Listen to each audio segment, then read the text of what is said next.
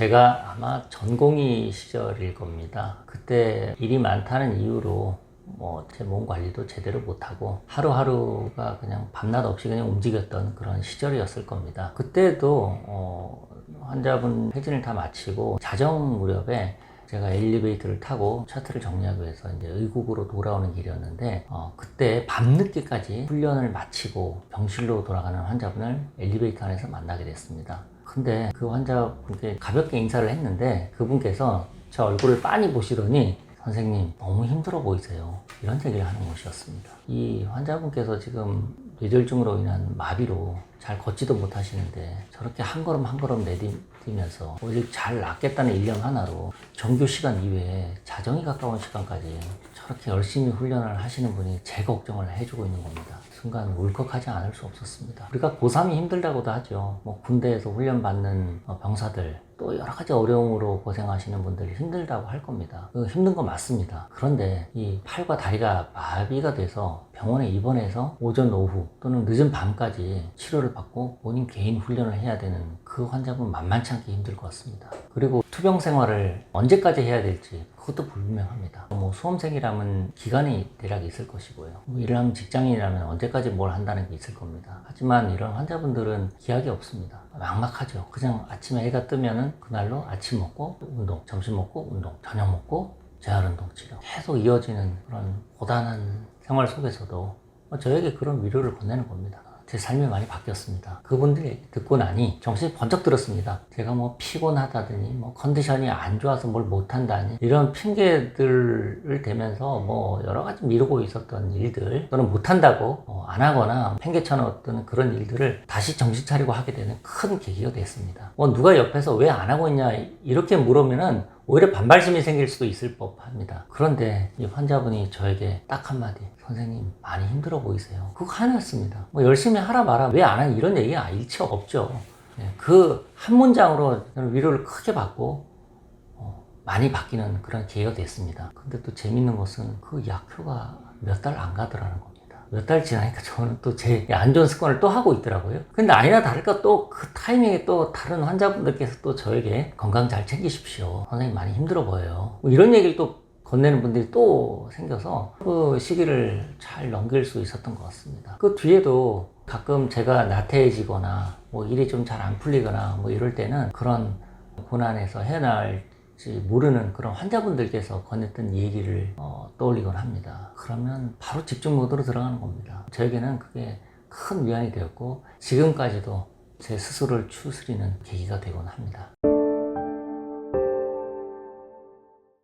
자, 운동 요즘 다들 열심히 하시지 않습니까? 그럼 운동은 뭘 해야 하느냐? 물론 철저하게 개인 맞춤형으로 처방된 운동이 필요합니다. 그런데 일반적인 논을 제가 말씀드리겠습니다. 첫 번째로 척추와 관절을 스트레칭하는 것입니다. 굳어있는 근육을 일단 풀어주는 것이고 그 다음에 근력 운동을 하는 것이죠. 심폐기능을 또는 심폐지구력을 키우기 위해서 유산소 운동 요 세 가지를 하는 것입니다. 이걸 기본적인 틀 안에 놓고 자기가 좋아하는 종목을 좀 더 하거나 그러면 참 좋겠죠. 근데 대부분의 환자분들 중에서 좀 안타까운 경우도 많습니다. 그러니까 예를 들어서 묻지마 1만보 이렇게 하시는 분이 있습니다. 심지어 무릎이 좀 아파서 걷기가 힘들고 허리가 아파서 걷기가 너무 힘든데 1만보를 꼭꼭 채우신 분이 있으세요. 그걸 자기와 약속이라고 하면서 하시는데 그것은 오히려 독이 될 가능성이 큽니다. 그런 경우에는 담당 주치의와 상의를 해서 걷는 걸 어느 정도까지 걸을 것인가, 어떤 자세로 걸을 것인가, 그것도 굉장히 중요합니다. 그것이 좀 디테일하게 세팅이 된 상태에서 하게 되면 훨씬 더 안전하고 즐겁게 운동을 하실 수가 있을 겁니다. 그리고 운동 강도에 대해서 한 말씀 드리겠습니다. 20, 30대 젊으신 분들은 운동 강도 세게 해야 되는 건 맞습니다.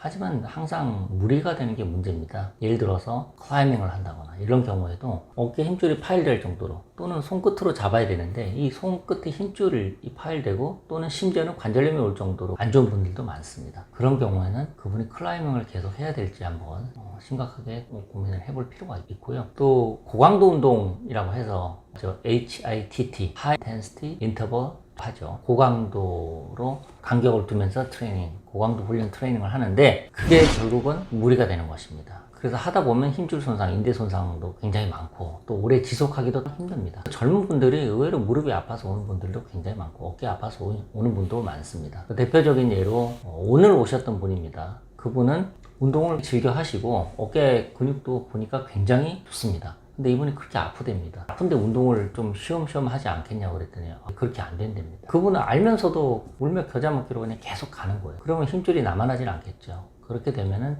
힘줄 파열이 오는 겁니다. 근데 또 그분 말씀에 따르면은 할 때는 별로 안 아픈데 하고 나서 아프다 그럽니다. 본인 표현에 따르면 필 받아서 계속 할 때는 모르겠는데 하고 나서 하루가 지난 그 이튿날 아침에 그렇게 아프대요. 그러면 그게 좀 무리가 되는 겁니다. 강도나 시간을 좀 줄여서 뭐 하루 쉬거나 간격을 좀 두거나 해서 어깨나 이런 부분들이 회복할 수 있는 시간을 가지는 것도 매우 중요합니다. 이 운동을 하루 이틀 하고 말 게 아니지 않습니까? 오히려 프로 선수들보다 더 오래 운동을 하게 됩니다. 프로 선수들은 평생 하는 뭐 그런 운동 종목도 있긴 하겠습니다만은 대개는 젊은 시절에 바짝하고 은퇴를 하게 되겠죠. 근데 일반적으로 우리가 하는 운동은 평생 해야 될 운동이기 때문에 좀 길게 보시고 좀 체계적으로 접근해 보는 것이 어떨까 싶습니다. 저는 개인적으로 스키를 매우 좋아합니다. 그래서 스키 안전을 담당하는 그 스키 패트롤이라고 하죠. 스키장에서 스키장 안전을 담당하기 위해서 뭐 슬로프를 점검을 하거나 이런 패트롤 자격이 있고, 스키를 가르치는 스키 지도자, 강사 자격증도 있습니다. 스키를 그냥 타는 것이 아니라 안전하게 잘 타려면 어느 정도 스키 실력이 있어야겠죠. 그러기 위해서는 저도 스키를 잘 타려고 연습을 꾸준히 하고 최근에 나온 스키 기술들을 익혀서 안전하고 즐겁게 타기 노력을 하고 있습니다. 그렇게 하던 차에 그 2018 평창 동계올림픽이 평창에서 개최하기로 되어 있죠.